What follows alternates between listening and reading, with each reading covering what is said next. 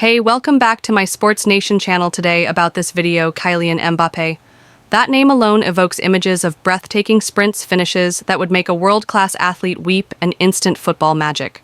Mbappé has marked himself an indelible entry into the record books of the young generation of players. To his credit, he has trophies ranging from World Cups to league titles, individual awards, and numerous broken records. Yet those brilliant skills behind the superstar status have come with a few habits, noticeable and unnoticed, which even Mbappé the player won't be able to escape. Today, we are going to dive deeper, though, in the greatest MVPs ever found in the sport, Kylian Mbappé's top 5 bad habits, an honest view of where one of football's finest still has room to grow. Get a drink, sit back, because we're going off a thrilling, exciting ride that not only highlights Mbappé's flaws, but also shows how even the best are constantly evolving. Let's start with habit number 5, overdribbling at crucial moments. One of the reasons that make Mbappé different is that he is the only player who has the full confidence to challenge a player or two for every defender put before him. His pace or speed, close control, and flair create a situation where virtually every opponent becomes flat-footed. However, on certain occasions, he brings on himself a replay of a player being outsmarted by his brilliance. There were numerous occasions with regard to PSG Monaco,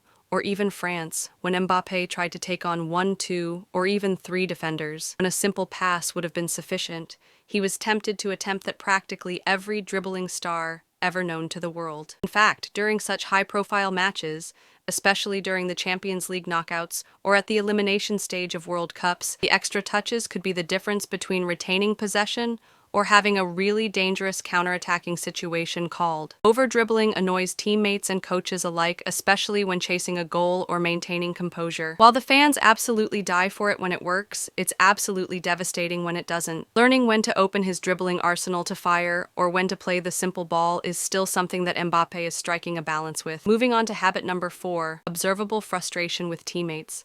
Passion springs eternal for football. Nobody in a game wants to see a dispassionate player. Mbappé's will to win glows, and it becomes what gives him his trademark greatness. But there are also instant cases when this laudable devotion yields to frustration, which he never even makes an effort to hide. He has at times shown it, such as when a teammate misses a pass, or turns out to be basing a poor decision, when other scenarios happen that don't fall in place. Arms thrown up high, visual sulks, angry looks. Such actions may appear a tad too insignificant, but are of a very good reach when impacted on the team dynamics. Football is psychology as much as it is physical. So when a world star like Mbappé sets that motivational tone for others in the team, whenever a player wants to complain but does not actually get encouragement, but rather frustration that creates doubt, hesitation, or even resentment. The best of captains and leaders like Messi or Zidane might stir the creation of motivation toward lifting teammates, even at tough times. This can turn into a constant and the perfect emotional channelization of his fury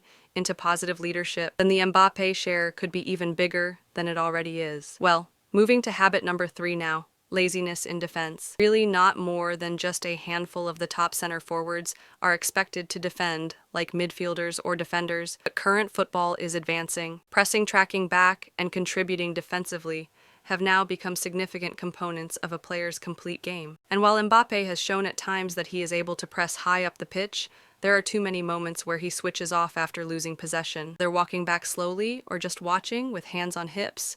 Spaces where there is absence in defense are bound to expose a team, even the best, when playing against elite opposition that punishes every additional space left unguarded. Tactical systems today rely on all 11 players working together both in attack and defense. Players like Mohamed Salah and even Lionel Messi in his later PSG years faced criticism for not pressing hard enough. Mbappé has the fitness, stamina, and intelligence to be an effective defensive contributor. It boils down to consistent effort and a willingness to put team needs above personal comfort. Progressing towards habit number 2, chasing individual glory. Every world-class striker has one thing in common, which is goals. Mbappé is such a one. However, his hunger for being the match winner sometimes prompts him to shoot instead of making better plays. He is known for trying outrageous shots from poor angles and ignoring teammates who are open to scoring better positions. Also, he forces moments that simply weren't there. There have been a number of occasions in football history when the best have learned the lesson that giving an assist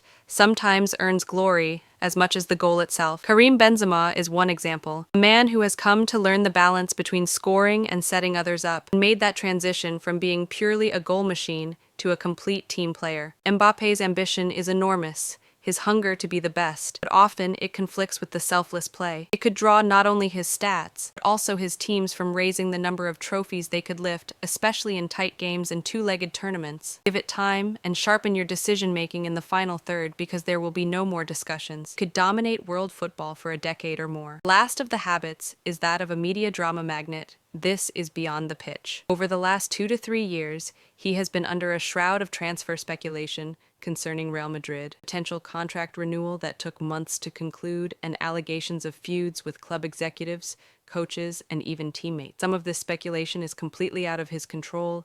The media loves a good superstar saga, but a lot of it comes from bad decision-making by Mbappé and his camp. Announcements about his decision to remain at PSG, public comments about his ambitions, leaks about his dissatisfaction. All this has contributed to an atmosphere of distraction. We must remember that constant media noise can destabilize a club environment. It mounts added pressure on him as well as on his teammates and coaches. Obviously, he is young, ambitious, and way too cognizant of his worth and value, so it's important for him to manage his brand and career. But reducing the drama, thinking only of football, and letting actions speak louder than mere headlines would be a good step toward being remembered just for greatness, not for soap operas around him. In short, Kylian Mbappé is already a player of the generation. Yet, while these shortcomings do not characterize him, they do show that even the best in the business are still a work in progress. This in itself is quite a thought-inspiring one, as it means that greatness is all about growing, learning, training, and mastering the craft. His maturity may eventually see him transform from being an icon in football to an icon in sport, sharing the same breath as Pelé, Maradona,